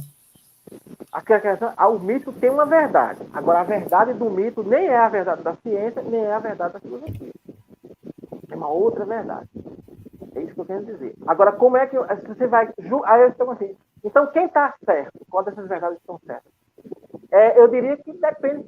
Aí é uma explicação bem pragmática, né? Depende do que você está querendo, né? Para aquele momento. Se você quer, por exemplo, fazer um avião voar, é preferível você estudar aerodinâmica e física do que você ficar com Ícaro. Mas se você quer sonhar com um objeto que sai do chão e voe, é o sonho de Ícaro. Que vai te motivar esse sonho. E o que motivou Drummond não foi as equações. Né? Santos Dumont. Não foram as equações. Era o sonho de voar, é o sonho de Ícaro. Quantos morreram tentando? Quantos tentaram voar e caíram? Então, o que motiva você é o sonho. E outra coisa, o que dá a disputa por quem criou a coisa. Quem foi que criou a aviação? Você tem heróis fundadores. Nós morremos dizendo que foi Santos Dumont. Os americanos dizem, não, foram 2 americanos que criaram. Você acha que vai convencer isso do ponto de vista científico? Vai nunca. Você pode mostrar, o cara diz, não, foi Dumont, ele voou mais tempo, não teve propulsão. Então tem essas coisas, depende. E a filosofia? A filosofia vai explicar, sei lá, a ciência, a relação. Então, a outra verdade. Eu acho que são verdades diferentes. Como vão relacionar essas verdades? É uma discussão grande, né? Grande. Bom, nós teríamos ainda outras perguntas. Eu queria saber se a professora Luciana ou o professor Vitor teria alguma pergunta específica. Eu queria parabenizar, né, o professor Hodgson e dizer que eu estou muito feliz que, né, esse nosso sábado letivo nasceu de uma conversa nossa esses tempos, né, onde no primeiro ano eu trabalhei mitologia estudando as sociedades arcaicas antigas, né, e pedi uma poesia para eles. E a Lorena, do 4º ano, participou dessa aula do primeiro ano e fez aquela poesia que ela apresentou no começo. Então, a gente tem aqui 35 poesias, na verdade, né, que são as poesias de todas as 4 turmas do primeiro ano, né? Agora a gente não vai ter tempo, eu até tinha comentado com alguns deles, né, para a gente conversar aqui sobre as poesias, mas a gente vai fazer em um outro momento. Mas, professor Hodgson, eu fico feliz, né, que o tema vem à tona e essa questão de como a poesia se liga no século XXI, né? Eu queria deixar deixar claro também para os alunos, né, que isso não é uma besteira, isso não é uma mentira, isso não é uma ficção, como você bem falou, né? E o mito organiza a nossa forma de ver o mundo, né? Nós falamos várias vezes sobre isso durante a aula, eu acho que ficou bem claro aí na sua aula, e eu, na verdade, não tenho uma pergunta, queria parabenizar, né? As referências que você fez ao dia a dia, né, são muito boas para a gente perceber que o mito está agora na nossa festa junina, né? Está organizando a nossa vida. Então, se a gente se pergunta por que a gente estuda mitologia, eu acho que as respostas vão surgindo, né? Porque ela faz parte da nossa vida. E você foi muito feliz em mostrar desde os sumérios, né? Estava brincando com o Tiago, começou lá dos sumérios, passou pela iluminismo, teoria moderna, chega em Freud, psicanálise, e eu dizer, meu Deus, isso é um ano de aula de história. Realmente eu gostei bastante, tá? Então, aí, parabenizar você. Bom dia, pessoal. Bom dia, professor Hodgson. Na verdade, eu não tenho exatamente uma questão, só queria parabenizá-lo pela brilhante exposição e não só pela profundidade, pela densidade do conteúdo, mas pela habilidade de comunicação, que eu acho que é enfim, é uma habilidade que é rara, né? Não é todo mundo que consegue se comunicar dessa forma, conversando com jovens e tratando temas tão espinhosos aí. Então, era só isso, agradecer também ao professor Tiago pela excelente indicação, tá? E é isso, fico por aqui. Só para não dizer que não fiz nenhuma pergunta, fiquei pensando aqui, no finalzinho da sua fala, né, pensando um pouco no Brasil de hoje, do Brasil de alguns anos, na verdade, dos últimos anos, que a palavra mito, ela tomou uma dimensão, tem sido bastante utilizada, né? Sobretudo no debate político. E aí parece que muda o sentido. Qual é a definição de mito hoje? Como é que o senhor vê a utilização dessa palavra no debate político no Brasil de hoje? Então, se tem um campo em que o mito é usado amplamente, é a política, especialmente depois da relação entre política e propaganda, né? É um processo que começa ali na Segunda Guerra Mundial. Goebbels é o cara que inicia isso, as pessoas não sabem, mas quase todos os instrumentos de propaganda se inspiram em Goebbels, né? Assim, Goebbels é um ministro da propaganda alemã, né? E ele mexe muito com a questão emocional. A questão da política é o seguinte: a gente pode avaliar a política do ponto de vista enquanto cidadão, enquanto eleitor, e a gente pode fazer uma coisa mais difícil, que é se afastar e avaliar a política do ponto de vista científico, né, como ciência política.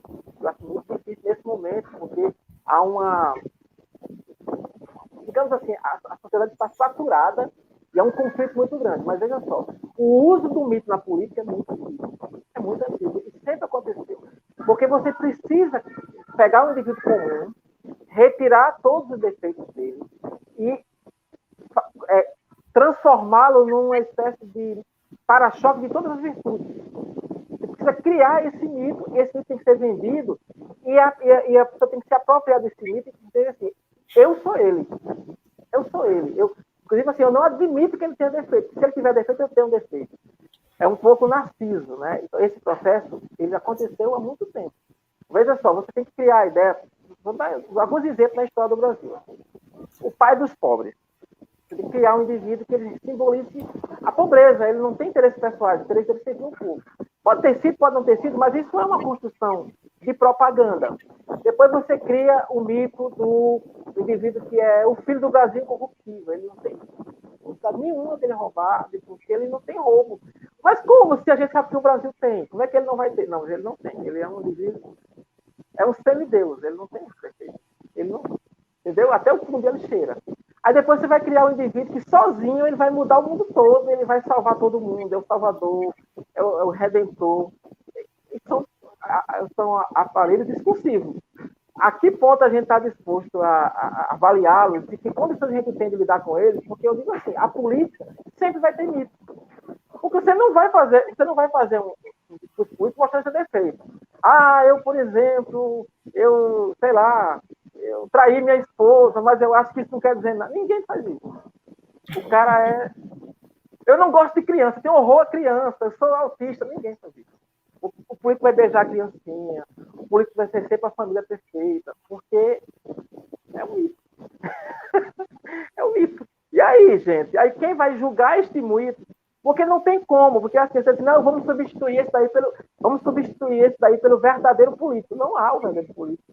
O verdadeiro político não tem voto. Entendeu? Não tem voto. Porque ele é tão normal que você não quer ele. Você quer alguém que seja mais que você. E é isso que dá o poder carismático da política. A política é carismatismo. E o Brasil tem uma tradição, para concluir, de políticos carismáticos. Ele é um país que gosta de políticos carismáticos. Grandes líderes. Sabe, ele gosta disso. Tem outros povos que gostam menos, mas olha só, um povo mais racional que existia no mundo eram os alemães. É o povo da razão, de Lutero, de Einstein, da filosofia, da teologia liberal. O povo caiu de 4 para Hitler. E aí? Não é estranho esse mecanismo, né? Então, por isso tem que estudar o mito, para entender também isso.